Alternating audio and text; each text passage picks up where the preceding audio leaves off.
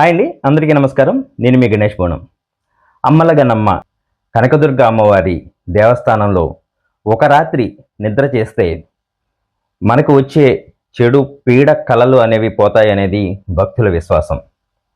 ఆ నమ్మకంతో ఎక్కడెక్కడ నుంచో ఇతర రాష్ట్రాల నుంచి, ఇతర దేశాల నుంచి కూడా అనేక మంది భక్తులు విజయవాడ కనకదుర్గమ్మ ఆలయానికి వచ్చి రాత్రంతా అమ్మవారి సన్నిధిలో నిద్ర చేస్తున్నారు. ఆ దృశ్యాలను ఇప్పుడు మీకు చూపిస్తాను.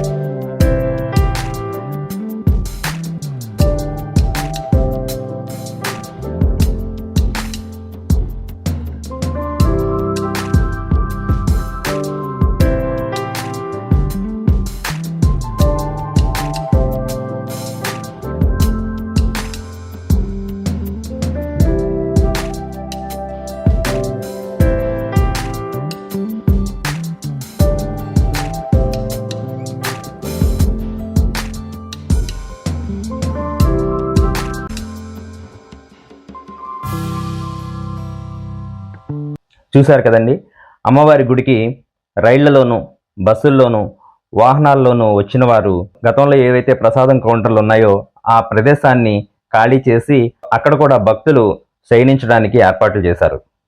అలాగే ఎప్పుట్లాగానే మొదటి అంతస్తులో కూడా భక్తులు సేదతీరవచ్చు, అంటే రాత్రి నిద్ర చేయవచ్చు. రాత్రంతా అక్కడ పడుకోవడానికి అన్ని ఏర్పాట్లను దేవస్థానం వారైతే చేస్తున్నారు. అక్కడ నిద్రించిన భక్తులను అడిగినప్పుడు ఇక్కడ దోమలు కానీ మరే ఇతర ఇబ్బందులు కానీ లేవని చెప్తుండడం విశేషం.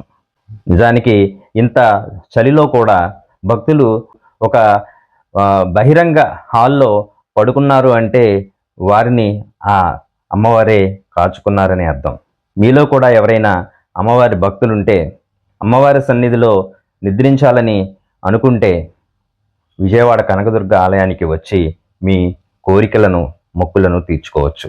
ఇప్పటికే ఎవరైనా అమ్మ సన్నిధిలో నిద్రించి ఉంటే మీ అనుభవాలను, అభిప్రాయాలను కామెంట్ రూపంలో తెలియచేయండి. జై కనకదుర్గ. నమస్కారం. Please subscribe.